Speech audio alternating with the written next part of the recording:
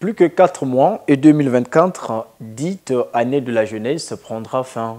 Conscient que l'engagement pris dans la création des emplois au profit de cette couche ne pourra plus être tangible, le gouvernement a prorogé son action pour les jeunes jusqu'en 2026.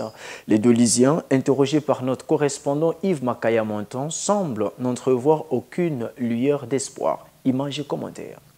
À 4 mois de la fin de 2024, dite année de la jeunesse, aucun signe à Dolizy des 100 000 emplois promis par le gouvernement.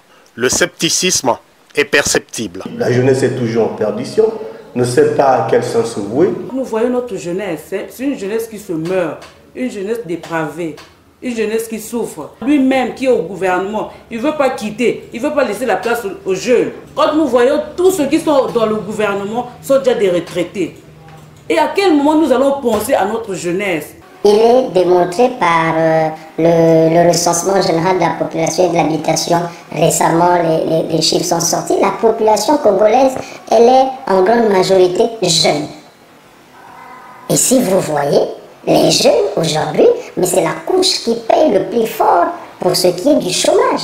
L'année de la jeunesse qui a été décrétée, y a-t-il déjà des résultats? Mais nous écoutons tous les jours les jeunes en train de se plaindre.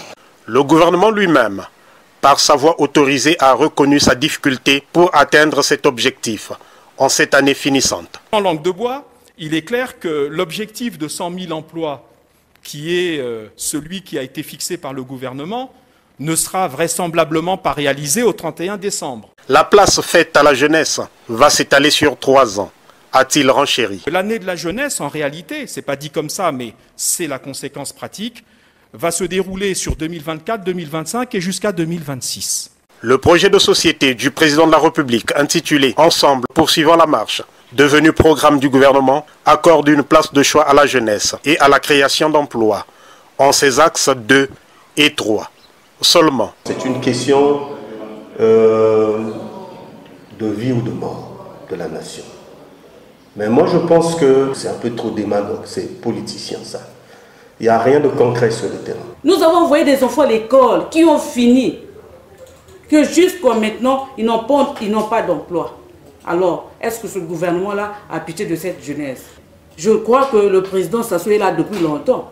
Il avait toujours envie, il parlait toujours de la jeunesse, mais que cette jeunesse-là, qu'on ne prend pas en compte. À mon avis, c'est que des mots, comme c'est souvent le cas au Congo, mais nous ne verrons pas des résultats probants. D'autres Doliziens pensent plutôt. Il y a juste certains fondements qu'on peut encore améliorer, qui sont déjà là, mais qu'on peut améliorer dans le but de motiver encore les compétences au niveau de la jeunesse et aussi les opportunités. Parmi les points qu'on peut améliorer, on peut prendre l'exemple le renforcement du système éducatif. Il est très important d'améliorer la qualité de l'éducation, principalement pour nous qui sommes exemple dans les zones rurales, où vraiment la qualité n'est pas aussi assez bonne, et aussi que le système d'éducation soit vraiment en conformité avec le marché du travail. Aujourd'hui, la jeunesse étant l'avenir de demain, et la jeunesse aujourd'hui a plus besoin d'accompagnement, parce qu'il nous faut vraiment des accompagnements pour se développer. Parce que l'Afrique compte avant tout sur sa jeunesse, mais quelle jeunesse? Il faut une jeunesse formée et qualifiée.